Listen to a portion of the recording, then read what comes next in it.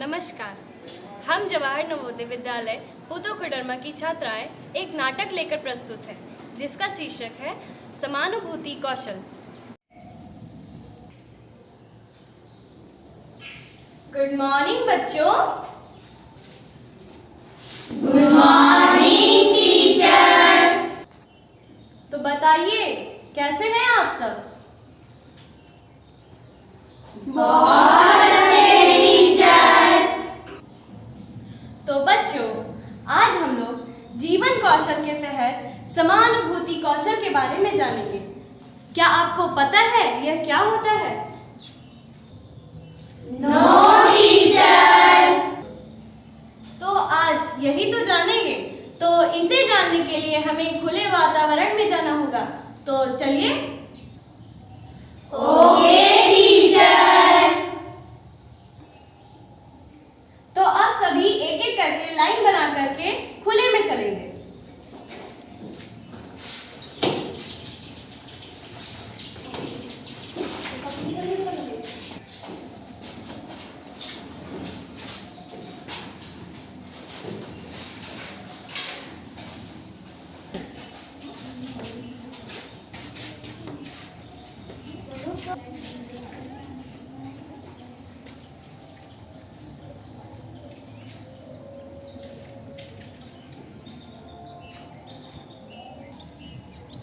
तो बच्चों, अब आप लोग गहरी सांस लीजिए और रीढ़ की हड्डी सीधी बंद करके बैठ जाइए और सबकी आंखें बंद होनी चाहिए।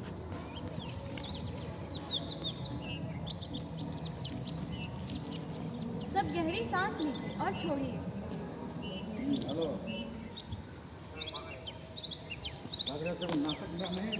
बच्चों, मैं आपको कुछ शब्द बोलूँगी। उस शब्द को आपको ध्यान से सुनना है और उसे महसूस करना है। उस शब्द को ध्यान से सुनिए। वह शब्द है नदी। सोचिए नदी शब्द के बारे में। नदी शब्द सोचते ही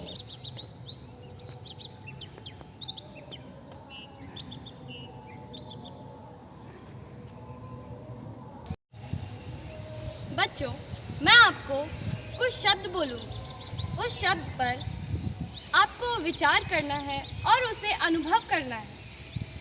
तो मेरा पहला शब्द है नदी। सोचिए नदी शब्द के बारे में। नदी शब्द सोचते ही आपके मन में क्या विचार आते हैं, क्या अनुभव आते हैं, उस पर ध्यान से सोचिए।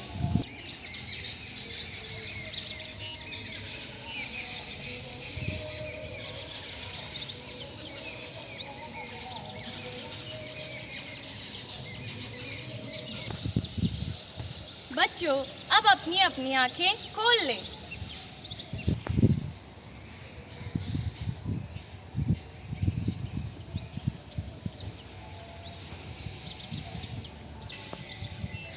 बच्चों, अब आप अपने अपने अनुभव के बारे में बताएं कि आपने क्या देखा।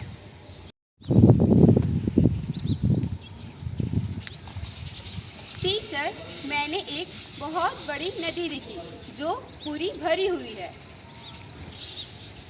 बहुत अच्छे। अब क्या कोई और अपने अनुभव बताना चाहेगी? यस टीचर, मैं टीचर, मैंने देखा कि मैं चांदनी रात में नौका विहार कर रही थी, जिसमें मुझे बहुत आनंद आ रहा था। वाह, यह तो बहुत अच्छी बात है। अब क्या कोई और बोलना चाहेगी? Yes teacher.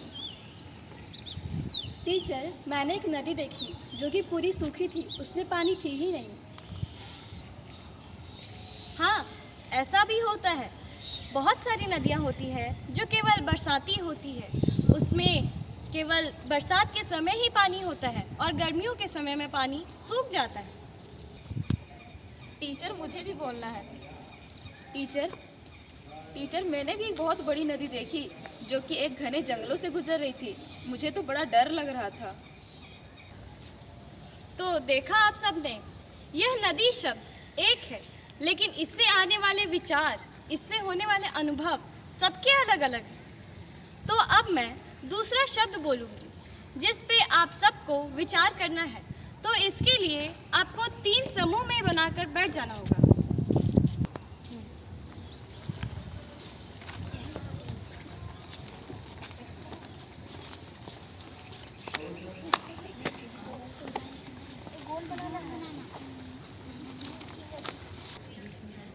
तो बच्चों, अब आप लोग चुनाव शब्द के बारे में अपने अपने समूह में बैठकर विचार करें।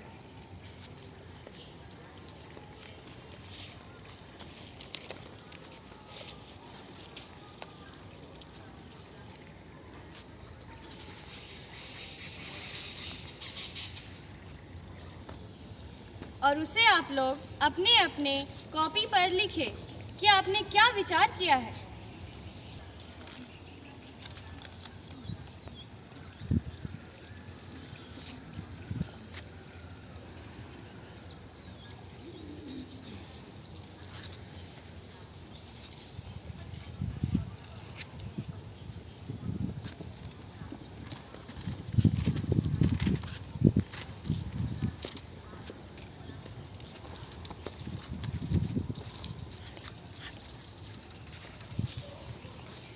चलिए बच्चों, अब आप लोग एक बड़े समूह में बैठ जाएं, जिस तरह आप पहले बैठे हुए थे।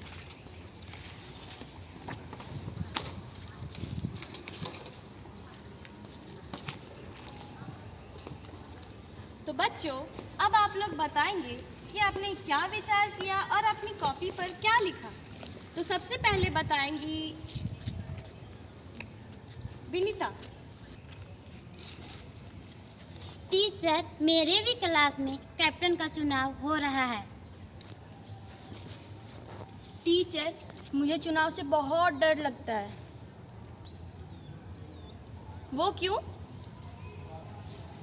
टीचर, जब मेरे गांव में चुनाव होते हैं तो दंगे होते हैं। हाँ, कई जगह ऐसा भी होता है कि चुनाव के समय में गांव में दंगे होने लगते हैं। ठीक है, बैठ जाओ। अब क्या कोई और बताना चाहेगी?